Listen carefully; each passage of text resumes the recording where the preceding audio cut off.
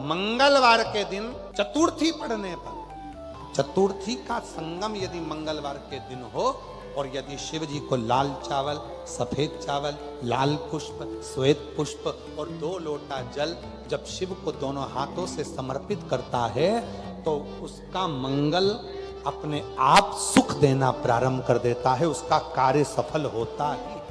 शिव महापुराण की कथा कहती है, कोई लड़का कोई लड़की 24 साल, 25 साल, 30 साल, 26 साल, 28 साल, 35 साल, 42 साल का भी हो गया, शादी नहीं हो रही, विवाह नहीं हो रहा, संबंध नहीं आ रहे, एक काम करना प्रारंभ कर दो। कोई व्यक्ति एक दुकान खोलता है, बंद करता है, दूसरी दुकान खोलता है, बंद करता है, बहुत प्रयास कर लिया, सफलता नहीं मिल रही है, दुकान बदल बदल कर देख लिया, काम बदल बदल कर देख लिया, आखिरी में वहीं की वहीं शून्य पर आकर खड़ा हो जाता है। कोई व्यक्ति मकान को बनाने का सोचता है, बनता ही नहीं है, बहुत प्रयास करता है। तो उसके लिए कहा गया, यदि मंगलवार के दिन चतुर्थी तिथि पड़े और उस दिन भगवान शंकर को एक लाल चंदन का चावल का दाना और एक सफेद चावल का दाना, एक लाल पुष्प, एक सफेद पुष्प और 2 लोटा जल शिव जी को एक साथ यदि समर्पित किया जाए, अंगारेश्वर महादेव का नाम लेकर, केवल 2 या 3, और यदि आप लोगों कहें कि गुरुजी आप कहां से बोल रहे हैं तो फिर निवेदन करेंगे,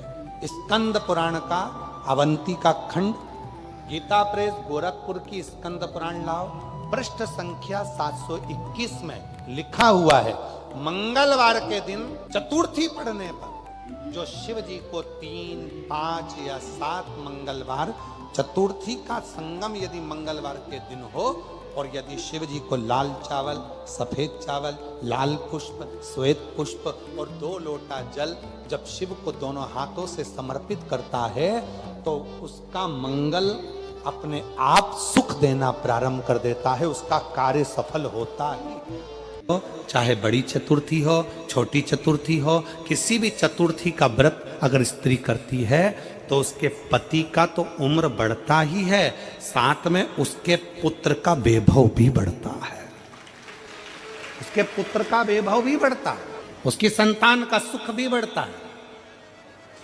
चौथ का व्रत अगर स्त्री करती है तो बच्चों का वैभव भी बढ़ता है। 2 जो पत्तियां हैं, इन पत्तियों के ऊपर एक एक शमी पत्र और लाल चंदन ये रखकर, कितना भी रोगीला व्यक्ति हो, रोग से ग्रसित व्यक्ति हो, जिंदगी में कितना ही दुख पड़ रहा हो, बेलपत्र की ये दोनों पत्ती जिसके ऊपर शमी पत्र रखकर, लाल चंदन रखकर, श्री हनुमान जी महाराज और हनुमान जी महाराज के 3रे नंबर के भाई श्री गतिमान जी, नीचे के क्रम में आते हैं श्री गतिमान जी, उन गतिमान जी और हनुमान जी का नाम लेकर जो शिवलिंग के ऊपर समर्पित कर देता है, रोग का निवारण होता ही। जिसकी फैक्ट्री नहीं चल रही हो, फैक्ट्री में बार बार कुछ तकलीफ आ रही हो, गाड़ियां नहीं चल रही हो, 4 व्हीलर गाड़ियां ले रखी हैं, कभी ट्रक गड़बड़ हो रहा है, कभी ट्रक में ये हो रहा है, कभी गाड़ी में ये हो रहा है, कभी बस में ये हो रहा है, बस एक काम करना, दुर्वा का थोड़ा सा भाग लेकर पानी के लोटे में उसको डालकर 5 अक्षत के दाने उसको पटक कर उस गाड़ी के अंदर उस कलश को रख दो, बस आधे घंटे के लिए, और उस पानी को चक्के के चारों तरफ डालते डालते जाइए दुर्वा के साथ में, तकलीफ नहीं देगा। फैक्ट्री का भी यही प्रमाण है। दुर्वा में वो अमृत तत्व छुपा है जिसका सुख आनंद दे जाता है।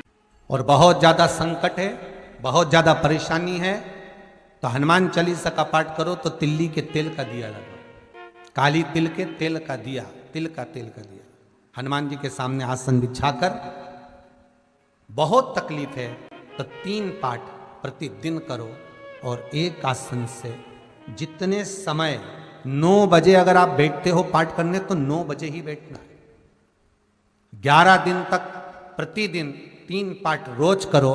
एक पानी का लोटा, कलश, तांबे का जल अर्थात तांबे का लोटा हो, स्टील का लोटा हो, तुम्हारे पास जो कलश हो उसमें जल भरकर, एक सिक्का उसमें पटक कर, एक लौंग पटक कर प्लेट से ढक कर रख दो और प्रतिदिन बस टाइम पर बैठकर पाठ करो। 11 दिन पूर्ण होंगे, जिस कामना से आपने पाठ करा है बस वो सिक्का, वो लौंग कलश में से निकाल लो, जल का आचमन करो और जिस काम के लिए करा है वो जल उस प्रयोग में ले लो। उस प्रयोग, किसी से बात करने जाना है तो वो जल पी कर जाइए, कोई से हाथ मिलाना है तो वो सिक्का, वो लौंग अपने हाथ में रखिए, अपने साथ रखिए। कई लोग कहते हैं हम तो बहुत दिनों से हनुमान चालीसा पढ़ रहे हैं, हम बहुत समय से राम रक्षा स्तोत्र का पाठ कर रहे हैं, हम बहुत समय से ये कर, अरे तो उसको नियम से तो करो। हनुमान चालीसा का प्रागट्य केवल एक दिल से की गई स्तुति। हनुमान जी महाराज की स्तुति, राम जी महाराज की स्तुति तुलसीदास जी ने केवल दिल से करी थी, केवल मन से। और ये नहीं कहते कि हनुमान चालीसा पढ़ोगे तभी भगवान, नहीं नहीं, आप दिल से अगर भगवान को पुकार लीजिए, आप दिल से पुकारो उसको, वो आएगा। हनुमान जी के सगे 5 भाई और हैं, आपको कथा में पहले कहा है, सुनिए कि नहीं सुनिए, जम के बोलो जरा, सुना है ना। हनुमान जी के 5 भाई और हैं, गतिमान, वृतिमान, रतिमान, कैतुमान, ऐसे हनुमान जी के 5 भाइयों का क्रम और आता है शिव महापुराण के अंतर्गत। 5 भाई, अकेले नहीं हनुमान। हमने गतिमान का तो वर्णन आपको पहले भी करा है कि हनुमान जी के चरण के सिंदूर से जिस फैक्ट्री को, जिस गाड़ी को, जिस लोहे का जो कारखाना हो जो नहीं चल रहा हो, गाड़ी बार बार खराब हो रही हो और बार बार एक्सीडेंट हो रहे हो, बार बार तकलीफ भोग रहे हो, तो श्री हनुमान जी के भाई गतिमान का नाम लेकर स्वस्तिक बनाने का बोला था। याद है किसी को? जिसको याद है हाथ उठाओ। याद है आप लोगों को? रखिए रखिए। गतिमान हनुमान जी के भाई हैं, तुम चिंता ना करो। और समय आया और उस समय के अंतर्गत मां के सुंदर आनंद से पवन तनय संकट हरन मंगल मूर्ति रूप राम लखन सीता सहित हृदय बसौ सुरभूप। शिव के एक अंश मात्र, शंकर का एक स्वरूप माता अंजना के गर्भ में पहुंच गए।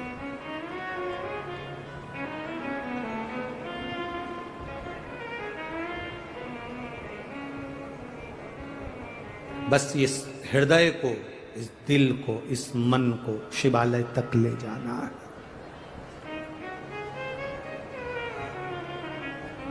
और जब ये मन, जब ये चित्त शिवालय तक पहुंच जाए तो समझ लो कि तुम्हारी जिंदगी की सार्थकता हो गई। विवाह शादी में देरी हो रही हो, या कोई नया कार्य चालू कर रहे हो उसमें देरी हो रही हो, या कोई सर्विस के लिए, नौकरी के लिए जा रहे हो और वो कार्य नहीं हो रहा हो, तो एक धतूरा, केवल एक धतूरा, उस धतूरे को फोड़कर उसके अंदर का फल निकालकर उस फल को शिवलिंग पर चढ़ाकर 1 लोटा जल शंकर भगवान को समर्पित कर दिन होना चाहिए मंगलवार। कौन सा दिन होना चाहिए? जम के बोलो जरा, मंगलवार। आप लोग कथा में श्रवण करे हैं पूर्व में, हनुमान गतिमान, रतिमान, मतिमान, वर्तिमान, ऐसे हनुमान जी के कई भाई हुए, कई भाई हनुमान जी के हुए। और हमने पहले भी कहा है, जिसकी फैक्ट्री ना चलती हो, बहुत दुकान ना चलती हो, तो हनुमान जी के पांव का थोड़ा सा सिंदूर लेकर, यदि उस सिंदूर को किसी भी फैक्ट्री या दुकान में हनुमान जी के छोटे भाई गतिमान के नाम से अगर एक बिंदी भी सिंदूर की रख दी जाती है, तो वो दुकान और फैक्ट्री भी झड़के से चलना प्रारंभ हो जाती है। गतिमान हनुमान जी के छोटे भाई। एक हनुमान जी के छोटे भाई हैं मतिमान। जब व्यक्ति डिप्रेशन में जाता है, एकाग्र चित्त नहीं रह पाता है, पढ़ने बैठता है पर एकदम मन नहीं लग पाता है, तो मतिमान का स्मरण किया जाता है। हनुमान जी के 3 नंबर के भाई का मतिमान। और कहते हैं एक दुर्वा यदि मतिमान के नाम से शंकर भगवान की शिवलिंग पर चढ़ा दी जाए और उसी दुर्वा को वापिस लेकर आया जाए, अंधेरा होने से पहले, सूर्य अस्त होने के पहले, शाम के प्रदोष के पहले यदि उस दुर्वा को उस व्यक्ति को चबा चबा कर खिला दो, तो डिप्रेस हो रहा है, डिप्रेशन में है, चिंता में है, टेंशन में है और उसका विवेक काम नहीं कर रहा, बुद्धि स्थिर नहीं हो पा रही है या पढ़ने में मन नहीं लग पा रहा है, तो उसको आप एक दुर्वा मतिमान, हनुमान जी के तीसरे नंबर के भाई मतिमान के नाम से अगर खिला देते हैं तो उसकी बुद्धि केंद्रित होना प्रारंभ हो जाती है और वो डिप्रेस से हटना प्रारंभ हो जाता है, मन स्थिर होने लगता है। मतिमान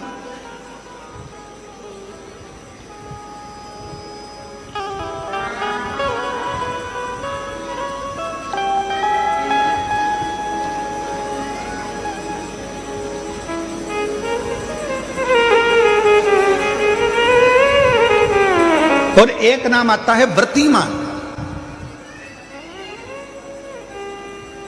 इसका प्रैक्टिकल तुम अभी यहीं से कर लेना, ठीक है? चलते चलते मालूम पड़े तुम्हारी पार्किंग यहां से आधा किलोमीटर दूर है, ठीक है?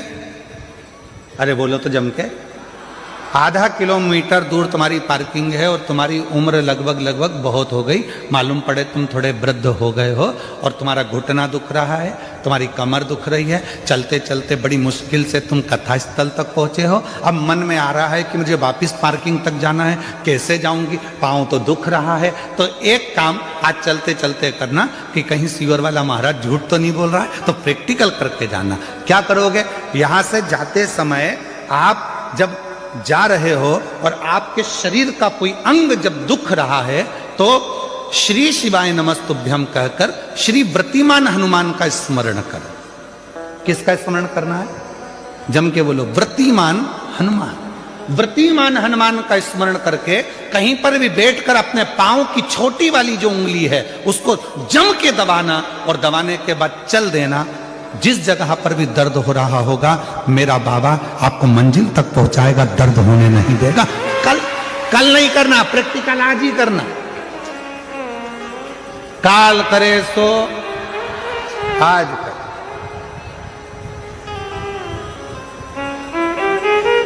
व्रतिमान आज करेंगे गुरुजी, 3 महीने में फर्क दिखेगा। तुम तो आज की आज का बताओ ना कि आज की आज में फल कैसे मिले। तुम बिल्कुल तैयारी में बैठो। जाते जाते व्रतिमान हनुमान भगवान श्री शिवाय नमस्तुभ्यम का स्मरण कर कर एक ऊर्जा के साथ, ताजगी के साथ चलते जाओ। शिव थोड़ा बहुत नहीं देते मेरे भगवान। ध्यान दीजिएगा, पंचमुखी हनुमान का एक स्मरण, पंचमुखी हनुमान का एक भाव। महाराज जैसे बहुत ज्यादा तकलीफ अगर व्यक्ति को हो गई है, बहुत कष्टमय जीवन चल रहा है, हार गए हर जगह से और तकलीफमय जीवन चल रहा है, तो पंचमुखी हनुमान का एक शिव महापुराण का और स्कंद पुराण का एक बड़ा सुंदर मंत्र है। उस मंत्र को आप सब एक बार हमारे साथ में बोलें। ओम नमो हनुमते रुद्र अवताराय सर्व शत्रु संहारणाय सर्व रोग हराय सर्व वशीकरणाय रामदूताय स्वाहा। बस इस मंत्र को हाथ में काली तिल लेकर, एक जौ लेकर और गूगल लेकर, थोड़ा सा इसमें गाय का घी डालकर, कंडे को या अग्नि को जलाकर इस मंत्र का 11 बार 21 बार जाप कर कर अपनी कामना कर कर छोड़ दीजिए। कैसा भी रोग हो, बीमारी हो, कष्ट हो, दुख हो, तकलीफ हो, 21 दिन के अंदर वो आनंद आना प्रारंभ कर देता है। महाराज इस मंत्र, स्कंद पुराण का, शिव महापुराण का ये मंत्र मूल पंचमुखी हनुमान सुख देंगे। और एक और चीज याद रखिए महाराज, यदि कोई काम के लिए जा रहे हो, कोई व्यापार के लिए जा रहे हो या नौकरी करने के लिए जा रहे हो और लगी नहीं रही, बहुत तकलीफ पा रहे हो, सर्विस ही नहीं लग रही, बहुत कष्टमय हो गया, तो निवेदन करूंगा 5 पीपल के पत्ते पर बेसन के 5 लड्डू घर में बने हुए, गाय के घी के 5 लड्डू रख लो उस लड्डू के बीचों बीच एक आटे का दिया और उसमें तिल्ली का तेल डालकर इसी मंत्र का प्रयोग कर कर पंचमुखी हनुमान का किसी भी हनुमान के मंदिर में जाकर, दक्षिण मुखी हनुमान के मंदिर में जाकर उसको रख कर आ जाइए। इसके बाद आप उस काम के लिए जाइए, आपका काम सफल हो जाएगा। आपको किसी को नहीं कहना पड़ेगा कि हाथ जोड़ना नहीं पड़ेगा, किसी के पांव नहीं पड़ना पड़ेंगे, तुरंत काम होगा। बस इस मंत्र का स्मरण कर कर पंचमुखी हनुमान का भूतेश्वर जो मंत्र है वो सुख देने वाला। देवी कथा में 2 दीप का वर्णन किया, आज फिर कथा में 2 दीप का वर्णन कर। कितना भी दुख है, संपदा नहीं है, बहुत कष्ट का जीवन चल रहा है, बहुत तकलीफ का जीवन चल रहा है, 2 जगह पर दीप लगाना चालू कर दो। प्रदोष काल में मतलब शाम का समय, सूरज ढलने का जब समय हो उस समय 1 दीप बेलपत्र के वृक्ष के नीचे, दूसरा दीप भगवान शंकर के मंदिर पर। प्रदोष काल में जब ये 2 दीप लगना प्रारंभ हो जाते हैं तो भगवान अपने चारों हाथों से आपको संपदा देना प्रारंभ कर देते हैं। वो कुबरेश्वर महादेव बनकर धन वैभव देना प्रारंभ।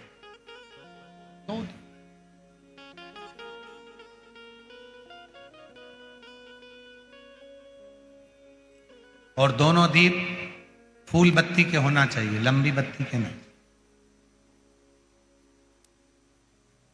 एक लंबी बत्ती होती है, एक गोल बत्ती होती है, फूल बत्ती। दोनों दीप फूल बत्ती। मां सती ने जब भगवान शंकर के लिए आराधना साधना करी थी और भगवान भोलेनाथ जी से वर प्राप्त करा था, तो माता सती ने भी ये साधना ऐसे ही करी और माता सती को शिव मिले थे।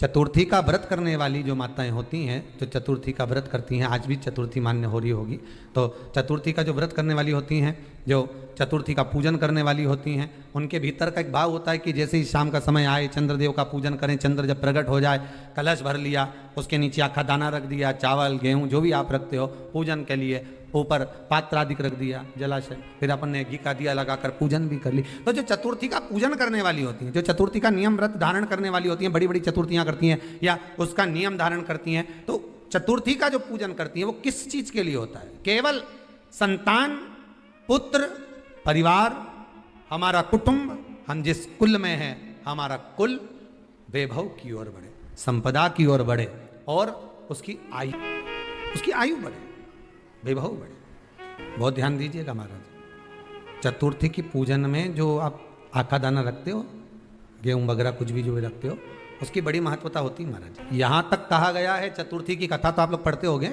जो लोग पढ़ते हैं उनको मालूम होगा। चतुर्थी की कथा में लिखा है,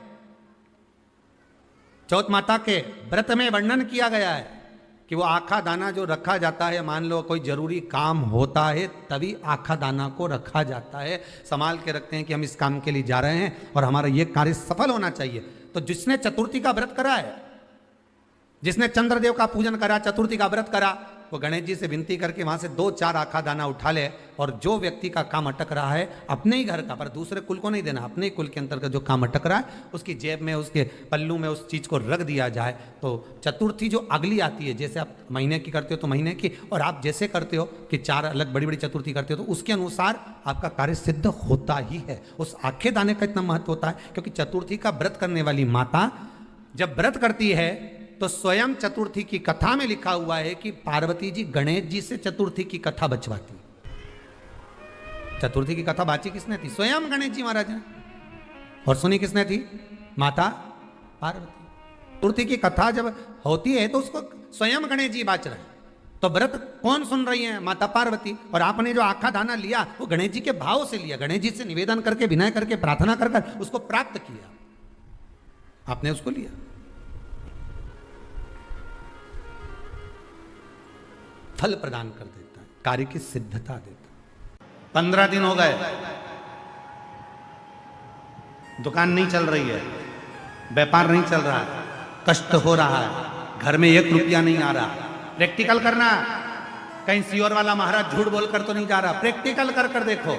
और बिना प्रैक्टिकल के रहना मत। ये दुनिया के लोगों ने सबने प्रैक्टिकल करा, जिनका गर्भ नहीं ठहरा तो उन्होंने सफेद आंकड़े की जड़ का प्रैक्टिकल करा, जिनको नौकरी चाहिए थी उन्होंने बेलपत्र पर शहद का प्रैक्टिकल करा, सबने प्रैक्टिकल करा, तुम भी प्रैक्टिकल कर कर देखो। 15 दिन हो गए, व्यापार नहीं चल रहा, घर में कष्ट है, पैसे की आवक नहीं हो रही, कोई टेंशन सामने आकर खड़ा हो गया। 15 दिन लगातार रोज अपने गमले में मिट्टी को थोड़ा सा ऊंचा कर कर शिवलिंग बनाकर वहीं पर पूजन कर कर वहीं विसर्जन कर। उसी मिट्टी को विसर्जन करने से पहले थोड़े से शिवलिंग का पानी अपने घर के दरवाजे पर लगाना प्रारंभ कर। 15 दिन लगा, 8 दिन के अंदर लक्ष्मी का प्रवेश तेरे घर में होना प्रारंभ। प्रैक्टिकल जरूर करना, बिना प्रैक्टिकल के मत रहना कि सियोर वाला बाबा कहीं झूठ बोलकर तो नहीं चले गए दिल्ली में। प्रैक्टिकल करो, बिना प्रैक्टिकल के मत रहना।